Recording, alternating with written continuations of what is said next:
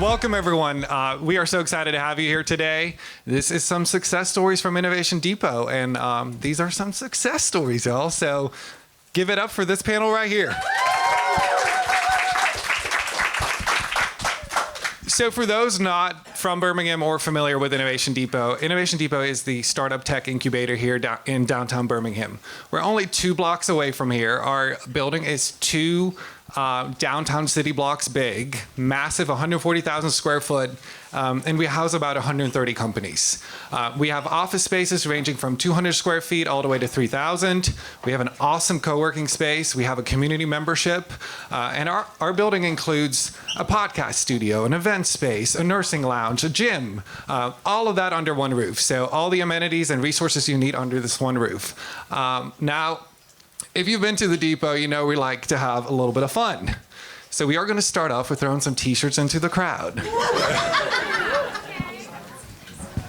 See if we got some good catchers. Here we go.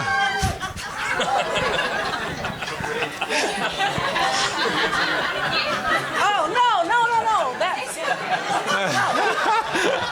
He can't have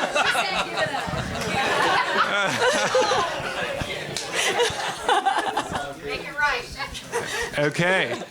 If you didn't get one now, we got Sloss Tech on tap tonight, 4:30 to 7 at Innovation Depot. So speaking about a good time, that's going to be a great time as well. Might be some more t-shirts, so might be another chance to get one. So super excited about this. This is a casual panel. So if you hear something that you are impressed with, please clap, please cheer, that's what we want. So speaking about some good people, introducing Teasha Cable, founder and CEO of C-Model.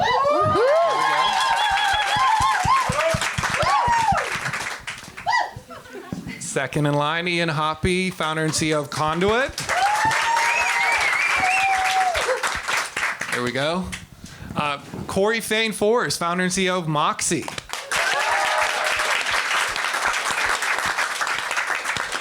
And Matt Pierce, founder and CEO of Immediate. So Teasha, we're starting with you today. All right. So Teasha moved from sunny California to hot and humid Alabama. Rainy today. But Teasha, tell us why that was a good decision for you on C-Model. Yeah, so I think it starts with my idea that sometimes leading is from the edge. And it seems like Birmingham is just a regular city in the world, but there are a few very special things about your location, where you sit in conjunction to Georgia and Tennessee and other states I thought was very beneficial. The fact that we could come here and really make a difference was the other reason. And as a Black woman in tech and looking for venture capital investment, Birmingham also represented the edge as Alabama Futures Fund invested in us. So we love it. We're so happy to have you here. So happy to have you in Birmingham and at the depot. You've been working with some local initiatives already. What do you think of the ecosystem so far? So I think that there are a number of things that I see in the ecosystem. One is that there's a willingness to build one and really for everyone here in any form of leadership to participate, collaborating around the experience of entrepreneurs in the city. So that level of investment of whether it's time and expertise, energy, I find to be inspiring, actually. And so that's one part. The other part I would say is I see an opportunity for even more collaboration. I see an opportunity for a number of the organizations to come together in order to have an even more unified view around how to support and build up entrepreneurs in this area. Fantastic. See some people in the back. We got a whole front row here available, so please come sit over here. Ian, before you were a founder and started Conduit, you worked with a lot of founders in the depot in a different capacity. How did that prepare you for your own journey?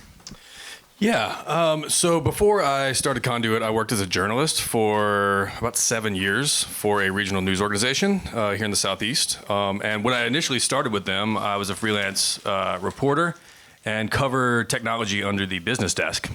So I had the opportunity early in, I guess, 2014, 2015, when Fleetio and Tony and Instagift and that whole crew were in like the back hallway of Innovation Depot in like a little room. I was going and writing articles about them and meeting them.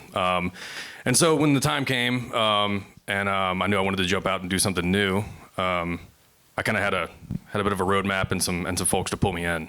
So Innovation Depot has been a part of my life for, well over a decade now. So Yeah, we call that the magic hallway.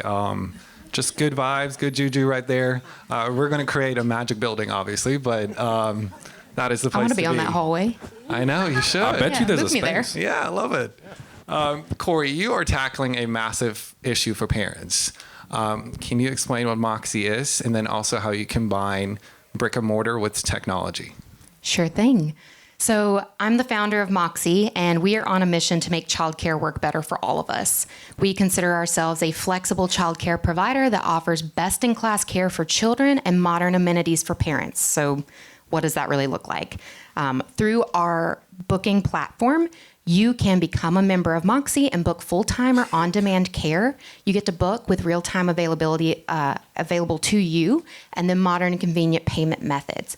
All of that care happens at our child care centers, which we are building, and they're complete with on-site co-working spaces, fitness studios, and events for families. So really thinking about how we can make childcare work better for modern families, and how we can do that by tackling the childcare crisis and realizing that work has really changed, right? We know that women bear the burden of childcare affordability and access issues, but the way women work has changed. Women with young children are more likely to work remote or flexibly, but there's still just that one outdated childcare model. And so what we're trying to do is come to you and say, if you need Monday through Friday care, 8 to 6, we've got you. But we also have on-demand care. So if you're sitting there rocking your baby to sleep at night and you realize you got to be in the office the next day, book with us. If you want to book every Thursday, because that's when you're in office with your team, book with us. And by the way, we have the best center out there, and we're going to give you every option possible to be present. You can work here, you can work out here, you can learn here and find community. So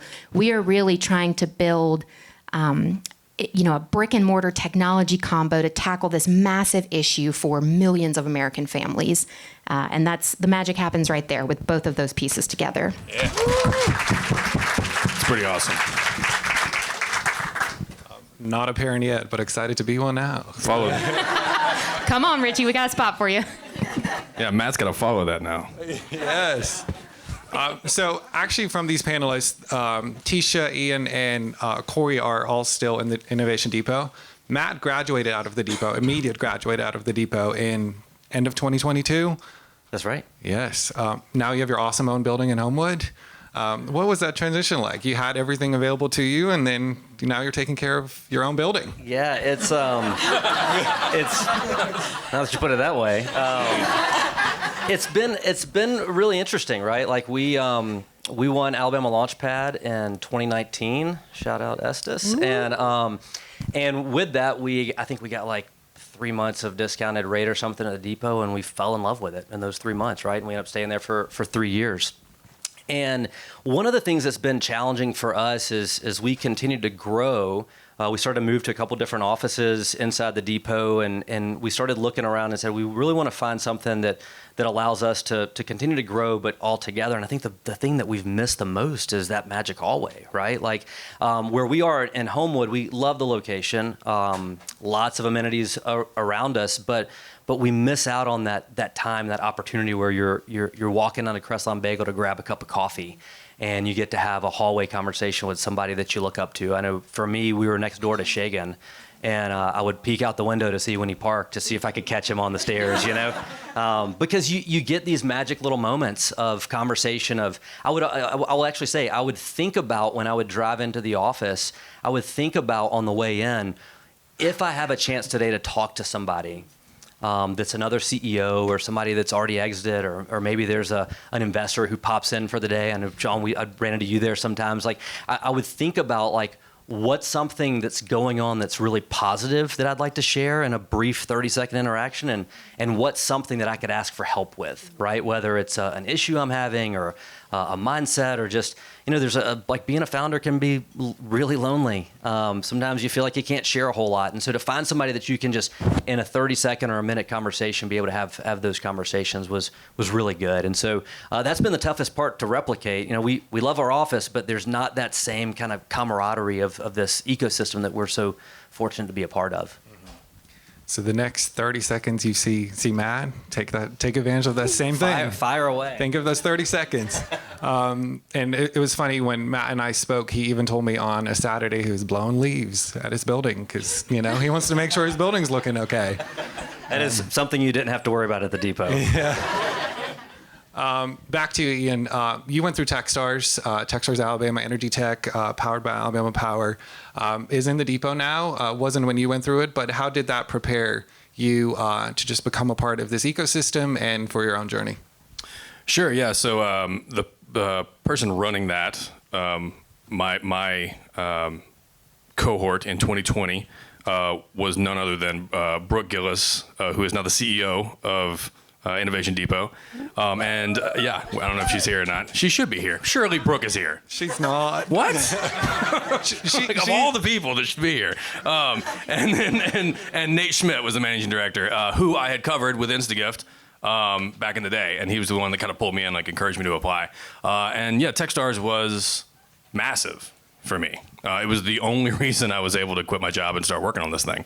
The amount of money they gave me 5 or 6 months to get off the ground and start trying and start building something. So it was huge. And then along with that came many sessions. And I had one Saturday morning. It was at the Denham building at the time, and I had one Saturday morning where I walked in and they were talking about sales methods. And I just had to ask what a sales funnel was, after I'd started a tech startup. And they explained it to me. It took a couple hours to get it through my head. But I'm like an engineer and a journalist. I don't know what a sales funnel is. So they had to explain that to me. And it was such a welcoming environment. And it really set me up and kind of propelled me towards going to a place. And for a little while, it was a hardware park. Shout out to Hardware Park, another great incubator in Birmingham. But when Brooke took over at Innovation Depot, she was like, "So when are you moving in?" I was like, "Well, I'll be there next month." It's been wonderful at the depot, and it's exactly where we need to be. Fantastic. We're so happy to have you. Talking about some challenges. All of them have gone through challenges. All of us have gone through some. We're going to go through some. Teasha. So, statistic here. Teasha has been one of just over 200 black female founders to raise over $1 million in venture capital. Woo!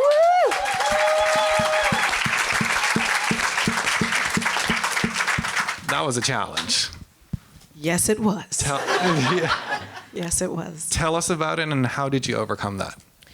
Yeah, well, I think it started with, I have a pretty secure vision in my head about what the world looks like when we're successful. And I continually remind myself every time I have to sit down with a venture capitalist that vision can come to life one way or the other. The best path for a company like ours, which we believe is an exponential growth company, is through venture capital. So how do I go out and tell the story of this vision and make sure that it's understood and that they understand the level of competence that I come with and not have to constantly overcome the competence challenge, which happens for Black women. How do I do that? So I focused myself on that in my fundraising journey. And then out of the blue, I got a phone call. I got an email message from Matt. And I was in Techstars at the time. I actually did Techstars in Tulsa. And when I got that message, what Matt did was he gave me a little bit of confidence that I won't have to, when someone understands the story, when they understand it, when they get it, and they understand the technology that we're building, they will come forth. And after we got the commitment from Alabama Futures Fund, it made the rest of the journey a little bit easier. But it started off very complex and very hard, but narrative, story, a commitment to our vision. My background speaks for itself. Remembering that, all of those are things that I took with me through the journey. Fantastic, yes. Okay. So proud of you, Teasha. Ian, you've just raised a lot of money yourself, but there were times where that wasn't looking so great. The FTX collapse, and you told me a story about this. Do you want to share that with the crowd?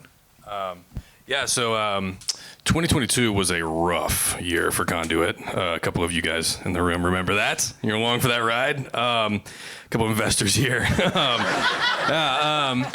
So not to tell the whole story, but there was lawsuits. It nearly brought the company to its knees. We had a rescue round, and at the end of it, I had around $300,000 to stretch out, pivot the company, find revenue, and raise a round. It was absolutely brutal. Oh, also, my wife was 6 months pregnant. So really, it was a crazy year. And towards the end of the year there, I was starting to pull together a round, and I almost had it together. We were going to raise, I think, 2 or 2.5. There was a crew out of the Valley that was going to lead it. They were really excited about it. We were about to sign a term sheet. I had the rest of the round kind of stacked up behind them. And then I think it was November 7th. In fact, I'm sure it was November 7th. The FTX collapsed. And with it, the confidence of this investor, because they had to go back up their exposure to cryptocurrency in their portfolio. And the whole round collapsed behind it, and I ran out of money 2 weeks before Christmas in 2022. And luckily, because of my investors, we kept it afloat and got through that. But yeah, so it's a really, there's a lot of walls you can hit. And you're also subject to the whims of markets that you cannot control and have nothing to do with, and sometimes are criminal. And when there's money flying around, you're gonna hit that. So I learned a lot during that experience. But because we got through it, we were able to turn the corner and get to where we are today. Yes. Thank you. Yeah. Another applause. Matt, you're probably the furthest along of this group and have grown a large team. That's been challenging, I'm sure. What are some of your hiring challenges been, and how have you grown this team to be what it is today? Yeah, it's definitely a challenge, right? I mean, I think we've all heard the Mike Tyson quote, right? Like, everybody's got a plan to get punched in the face. As an entrepreneur, you get punched in the face a lot. And there's also, there's a lot of different ways. We were talking about it earlier today, just about the way you can build a business, right? And when you're in a high growth market like we are, we're in a market that's less than 20% penetrated, and we're competing with our biggest competitor just raised at a 1.7 billion valuation, and we're going head to head with them day in and day out. It's hard. It's hard to do that. And so the way that you can accomplish those things is by hiring the right people and putting the right people on your team that are going to help continue to move this forward. I think there's a lot to be said for building a business as a founder, building a business that grows beyond you. I know Ian was sharing earlier today that he was on a flight one time, and 2 hours later they closed 2 deals, like while you were offline. Yeah. I landed and turned my phone on and was like, oh, something happened that I wasn't in the room for the first time ever. It's such a good feeling, right? It's like you can. I remember the first time I took a vacation, 3 years into building this business, and I just did like a long weekend, and I went to Mexico, and I said, I'm going to leave my phone off. And while I was gone, and I came back on that Monday, and everything's still going, right? It didn't fall apart. And that's just a really encouraging thing. And so a lot of that comes back to hiring people that you know and trust and believe in, and that you can invest your time and energy in. I think one of the things that we as a community are seeing and reaping the benefits of is some of the companies that have come along before us that have spent time developing leaders, right?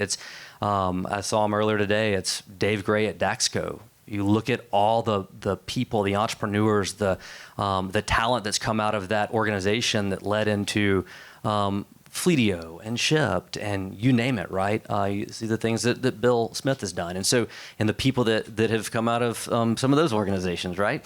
And so I just think that that's a really important key aspect of this type of ecosystem, of making sure that we're not just hiring people to do a job, but hiring people to do a job and learn and grow, and building leaders so that at a certain point when there is another wonderful exit for this city, which I know that there will be some, right? Because of the types of businesses that we're building, that those people get a little bit of a financial safety net and feel the calling to go do what we've done and start out and build companies and continue to reciprocate that, right? So I think that's just a really important aspect of what we're doing in the city.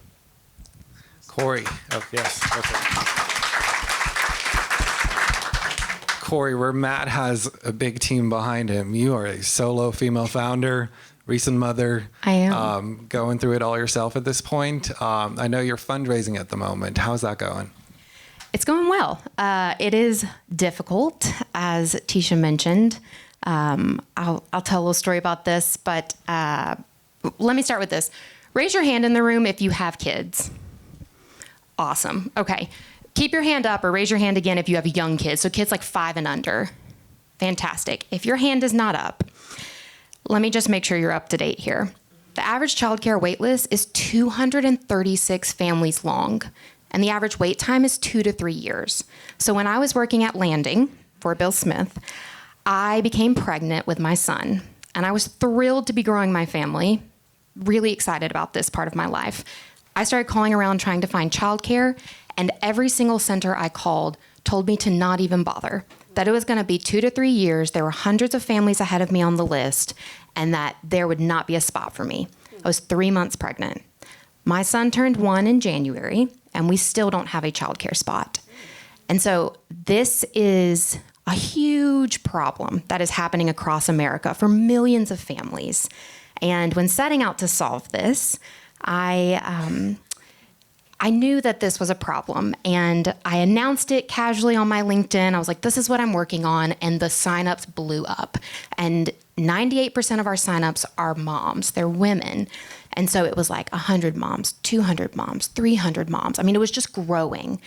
But I also knew that in order to build the solution that I knew would work, so in childcare, think about this.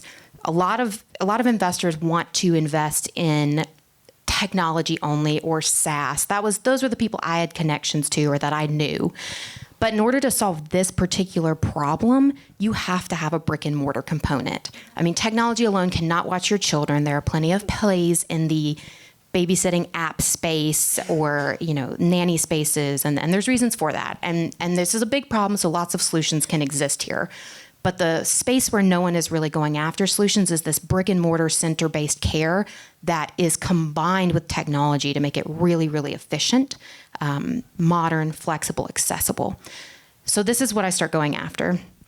And, to Ritchie's point, I am still a solo founder. I have a few hands-on advisors now and some contract help. I pay only for what I need and nothing else.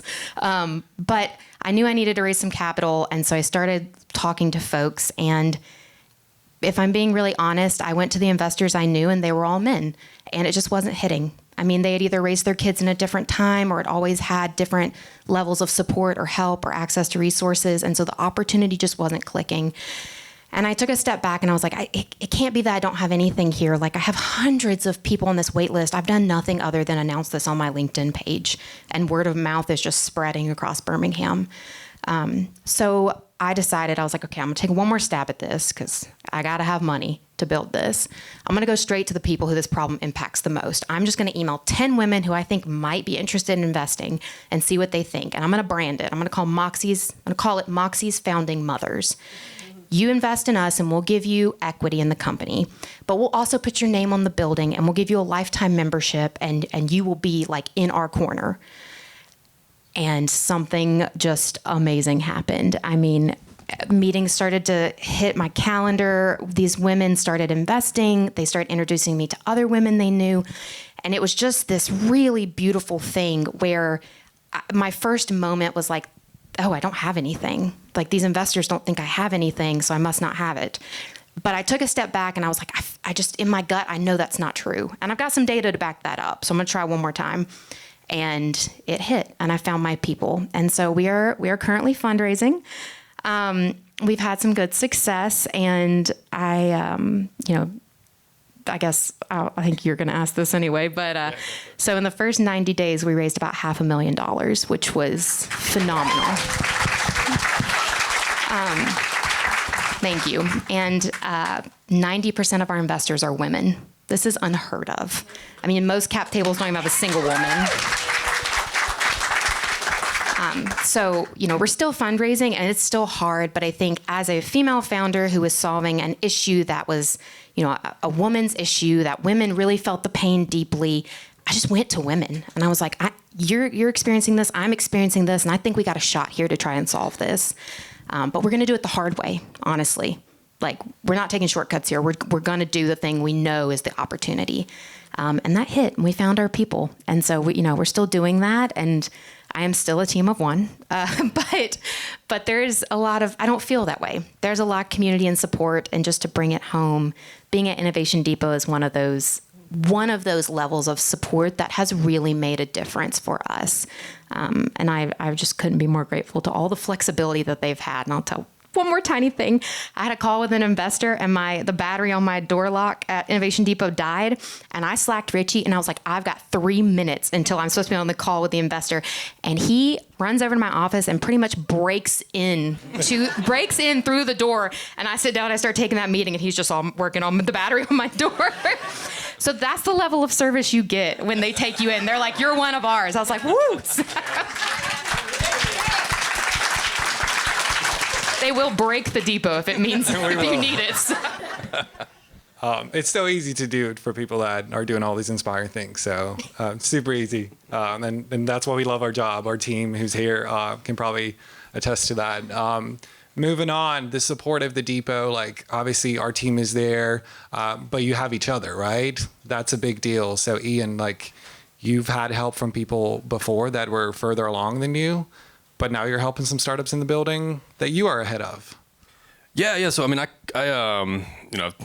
I used to be, before I was a journalist, I worked as an electrician for a lot of years. And that world is very, it's all based around apprentices and journeymen that you kind of like attach to the folks ahead of you, and they take you under their wing, and that you learn from them as you grow. And then eventually you become a journeyman yourself, and you grab your own apprentice, or apprentices.